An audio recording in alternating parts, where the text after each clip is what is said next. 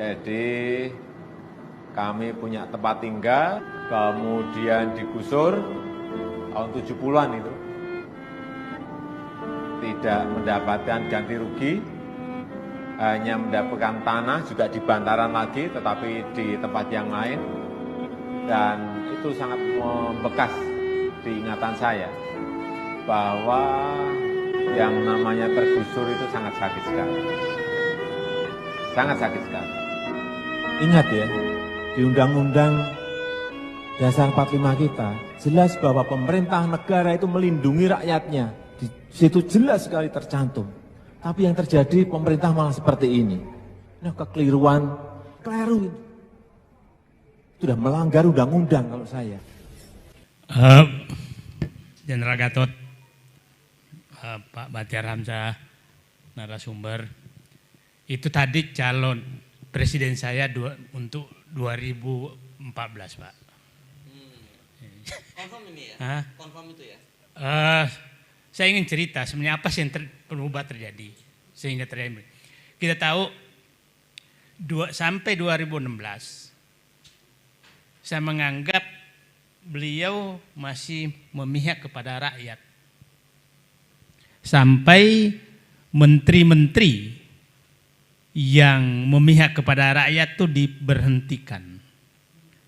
Kita tahu semua saat itu Rizal Ramli diberhentikan, Sudirman Said diberhentikan, kemudian Anies Baswedan diberhentikan, Peri Musilaban almarhum diberhentikan.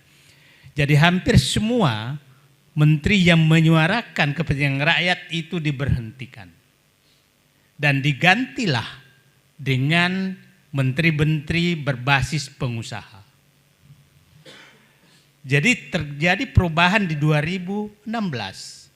Dan sampai sekarang sebagian besar menteri berbasis pengusaha. Dan Pak Gatot, Pak Batiar Hamzah pernah di kabinet.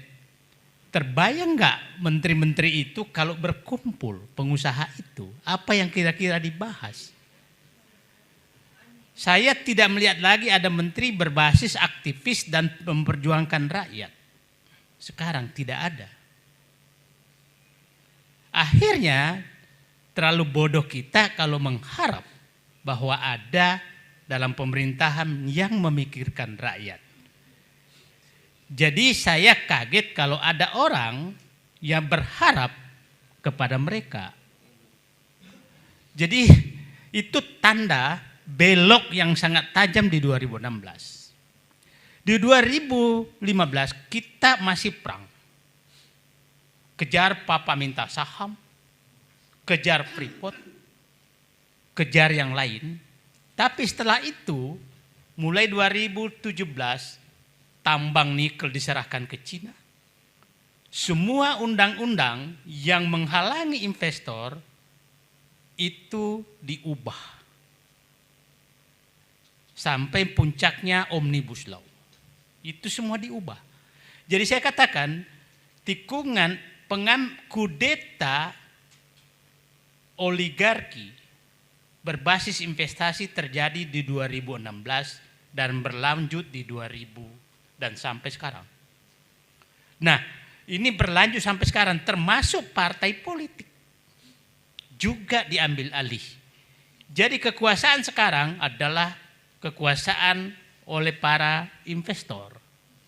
Jadi bukan kekuasaan politik. Politik adalah alat investor untuk mengobjektifkan kepentingan subjektif dia. Itu istilah yang sering saya pakai. Apa yang dimaksud mengobjektifkan kepentingan subjektif adalah mereka kongko-kongko para pengusaha ini menyatakan ada yang menghambat nih investasi kita. Maka hubungi partai politik, kota partai politik, kami punya ide mau mengubah undang-undang ini, maka diubahlah undang-undang itu. Jadi sederhana sekali negara ini sekarang.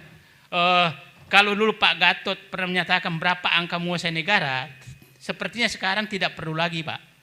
Mereka kongko 10 orang, selesailah negara ini. Ya. Nah, yang menariknya undang-undang ini karena seakan-akan terpesan dari suatu negara. Dalam hal ini Cina, seakan-akan terpesan dari satu negara. Saya kasih contoh paling nyata, Rempang lah, yang paling baru. Coba bayangkan bulan Juli kunjungan Presiden ke Cina dan Bahlil menandatangani MOU dengan perusahaan Cina. Bulan Agustus keluar keputusan Menko Perekonomian menyatakan bahwa itu proyek strategis nasional. Bulan September penggusuran dilakukan. Dan 28 September harus dinyatakan kosong. Oke? Apakah yang secepat itu terjadi kalau bukan karena negara ini sudah diambil alih oleh investor dalam dan luar negeri. Nah, jadi janganlah berkelit bahwa politik masih menguasai, hukum masih menguasai. Saya menyatakan sudah tidak ada kekuasaan di negeri ini kecuali yang punya uang. Dan mereka sudah dibeli. Kita telusuri pernyataan beberapa pejabat, pernyataan beberapa pejabat. Presiden Jokowi 2019 pada saat kampanye menyatakan siapapun ini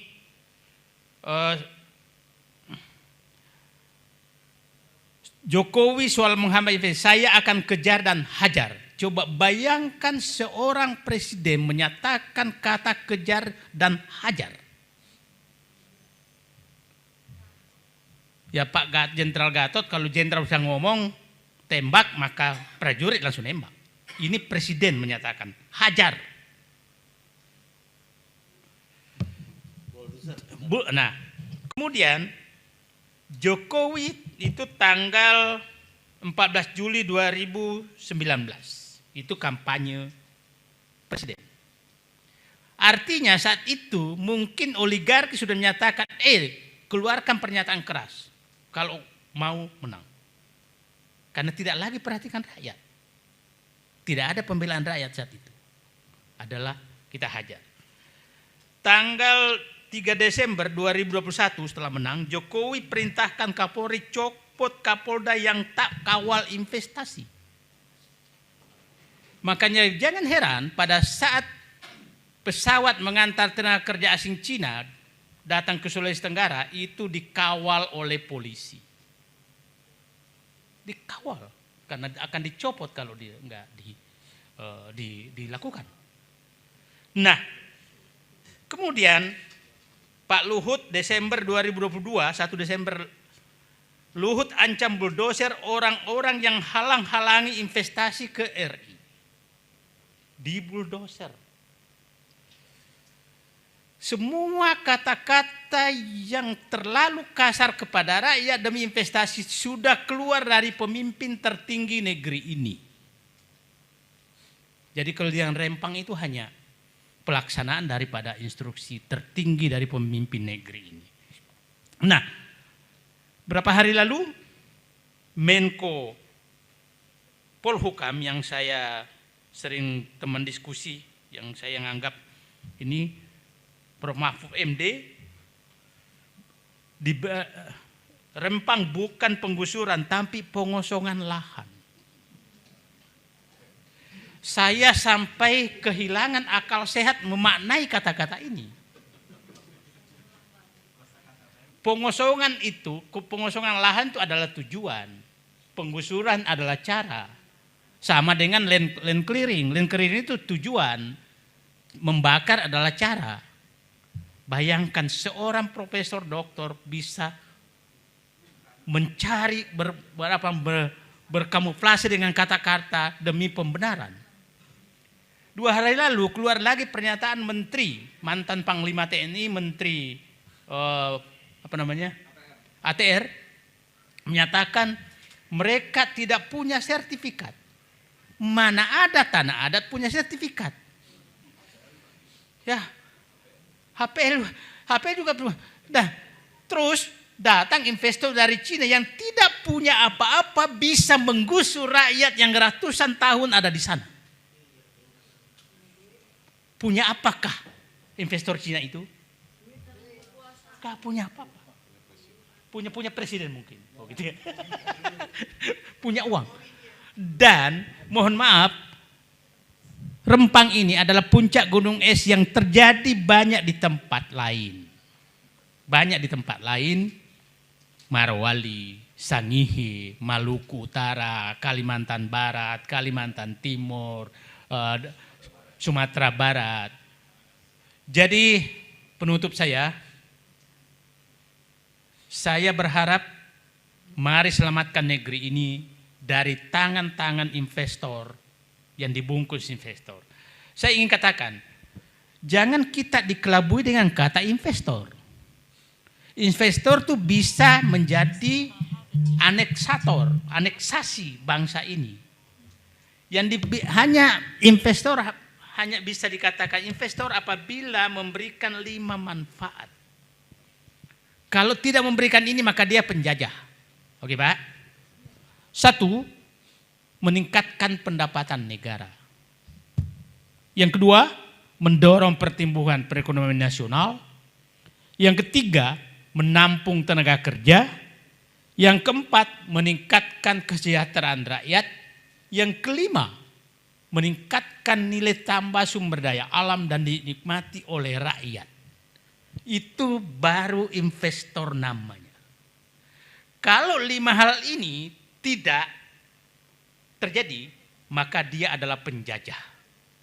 Jadi jangan sampai yang diundang mereka ini adalah penjajah. Saya ingin ini. Kasih contoh Morowali. Pendapatan negara nggak ada karena dibebaskan pajak selama 20 tahun. Oke. Pertumbuhan ekonomi tidak ada hanya karena itu langsung ke Cina semua. Ada pertumbuhan tapi itu tidak untuk kesejahteraan. Hanya di dalam angka-angka bukan milik kita. Menampung tenaga kerja enggak karena mendatangkan tenaga kerja asing. Memacu pertumbuhan ekonomi tidak karena bank yang digunakan bank Cina, mesin yang digunakan mesin Cina. Tidak ada sama sekali pembelian apa-apa di Indonesia. Nah, terus apa namanya? Bagi saya, investor yang tidak memberikan 5 manfaat seperti yang saya katakan tadi adalah penjajah. Dan penguasa yang mengundang investor yang tidak menghasilkan hal tadi adalah penguasa yang mengundang penjajah kepada negerinya. Apakah kita diam? Dengan terbuka mengundang mereka. Dan selalu saya was-was kalau pemimpin tertinggi negeri ini berkunjung ke Cina. Saya selalu menunggu apa lagi yang akan dijual. Ya, coba kereta api cepat. Berapa kali kunjungan? Kemudian Morowali, kemudian IKN sedang ditawarkan.